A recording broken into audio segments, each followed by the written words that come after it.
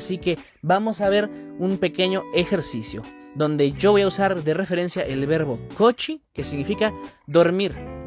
Lo que voy a hacer es nominalizar los verbos y tú me vas a decir quién o qué pronombre personal es el que está nominalizado en el verbo.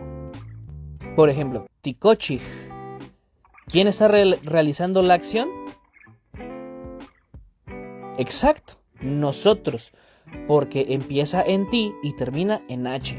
Ahora, si digo nikochi,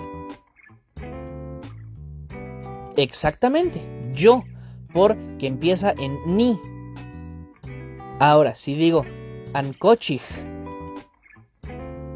exacto, ustedes, porque empieza en an y termina en H.